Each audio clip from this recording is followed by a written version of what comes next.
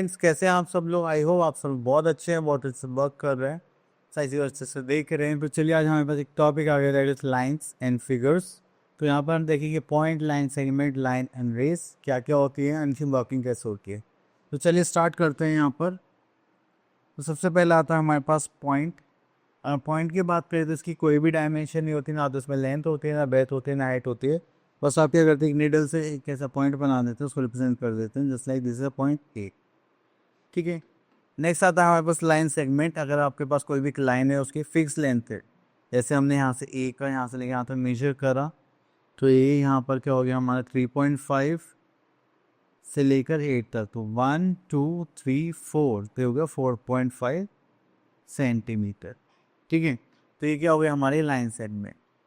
अगर हम कोई भी लाइन ड्रॉ कर देते हैं एंड उसके दोनों साइड हम क्या करते हैं, एरोज बना देते हैं, एंड बोस को हम किधर किसी भी डायरेक्शन में एक्सटेंड कर सकते हैं, तो वो क्या हो जाता है हमारी सिंपल लाइन। तो चलिए बस प्रॉपर्टीज है यहाँ पर हमारे पास लाइन सेगमेंट को देख लेते हैं।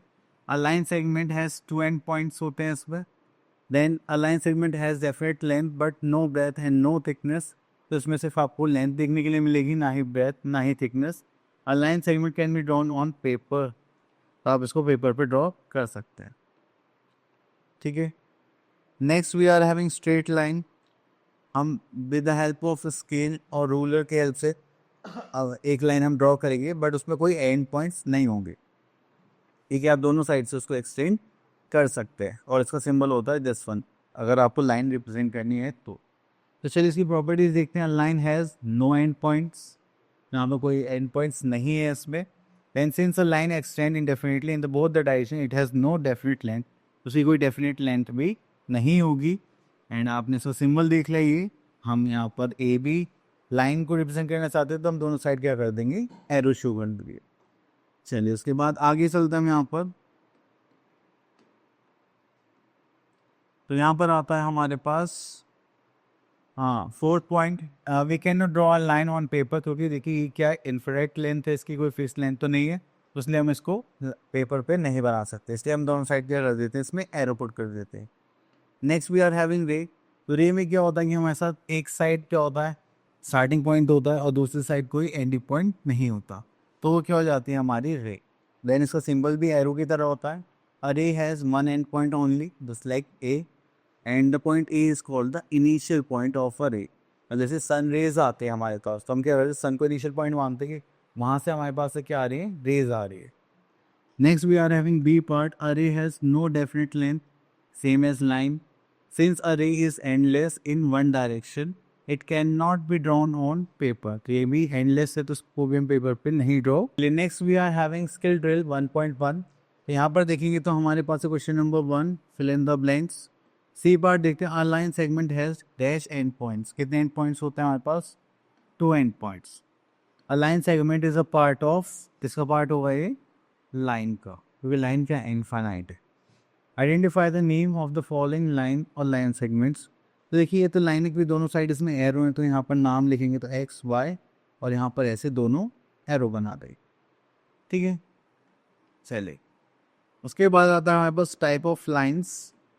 तो टाइप ऑफ लाइन्स हमारे पास 2 टाइप की लाइन्स होती है। एक होती है स्ट्रेट लाइन, जो जिसमें कुछ भी कर्व नहीं आएगा, वो हम स्केल के हेल्प से ड्रॉ करेंगे। एंड दूसरी होती है कर्व लाइन, जो हम फ्री हैंड से बनाते हैं, जिसमें हम स्केल का यूज़ नहीं करेंगे।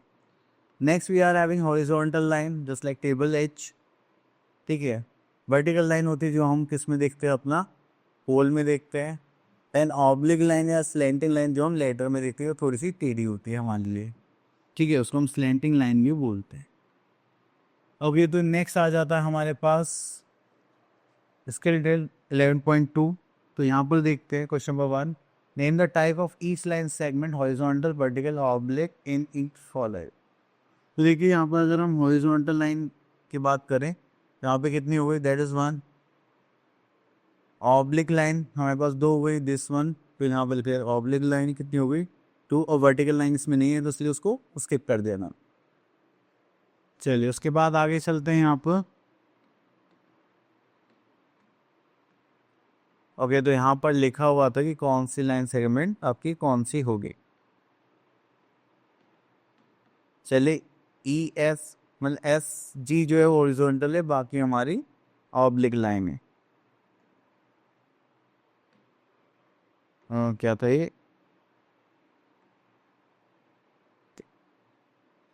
एफ जी, एफ जी दिखाई दे रहा है। हाँ, ये हमारी क्या थी, हॉरिजॉन्टल लाइन।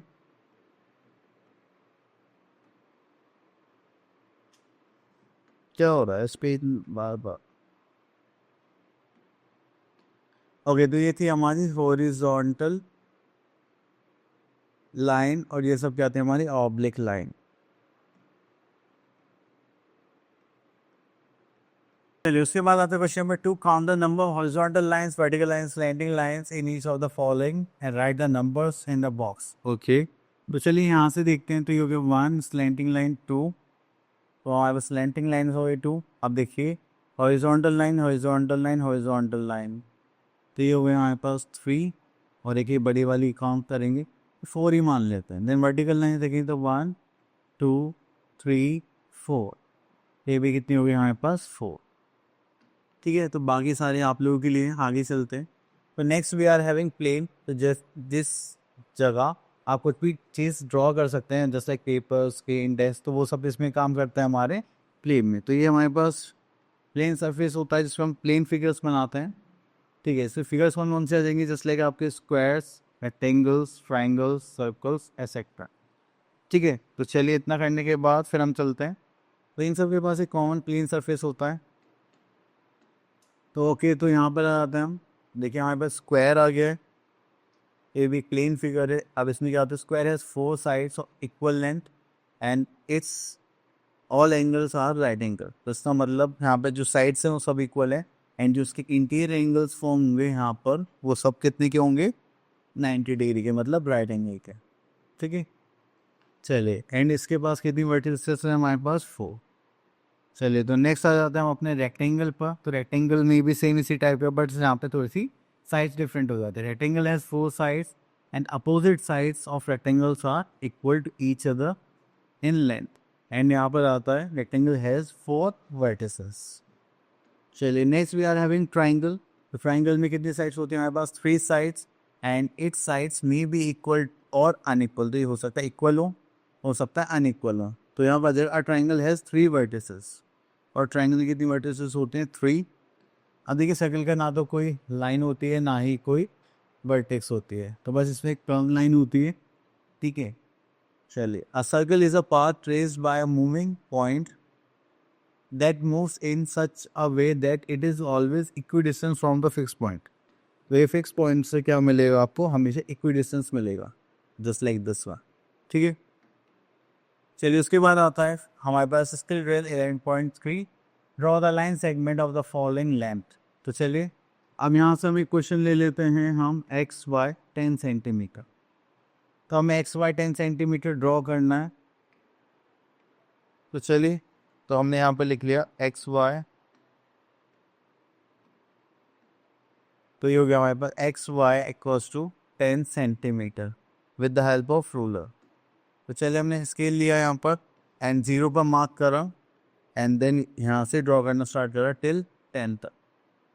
ठीक है, तो ये हो गया हमारा एक्स वाई, और इसको यहाँ लिख देंगे हम 10 सेंटीमीटर। क्लियर, चल उसके बाद आगे चलते हैं। तो यहाँ पर हमें बहुत सारे क्वेश्चंस गिवन है। Fill in the blanks, the dash sides of rectangle are equal. तो रेक्टेंगल की कौन सी साइड्स इक्वल होती है आपके पास, आप बोलोगे सर अपोजिट साइड्स इक्वल होते हैं। ठीक है, a triangle has how many sides and vertices. Triangle के पास कितनी साइड्स है, just like 3 sides and 3 vertices. चलिए, इतना करने के बाद से हम और आगे चलते हैं। चलिए, तो यहाँ पर आ जाते हैं हम, ई पार्ट पर square has dash line segments. कितनी लाइन सेगमेंट्स होते हैं, 4। चलिए क्वेश्चन में 3 देखते हैं, right the shape of the following objects. अब देखिए यहाँ पर देखते हैं कि 10 रुपी कॉइन, उसकी सर्कल की शेप होती है। ठीक है, देन उसके बाद आ जाते हैं next, count the number of triangles each case.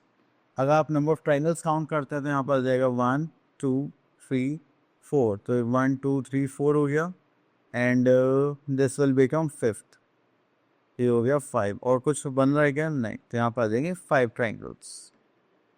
चलिए next is count the number of rectangles in each case. तो देखिए अगर देखिए तो यहाँ पर 1 2 3, तो ये भी रेक्टेंगल बन रहा है क्या? नहीं है, तो स्क्वायर बन रहा है 3 एंड ये हो जाएगा 4, तो टोटल हो गया यहाँ पर 4। चलिए उसके बाद आगे चलते हैं। Okay now we are having solid shapes. Solid shapes के लिए हमारे पास यहाँ पर क्या क्या है तो वो देख लेते हैं। अब सबसे पहले हमें यहाँ पे क्या गिवन है? क्यूबॉइड।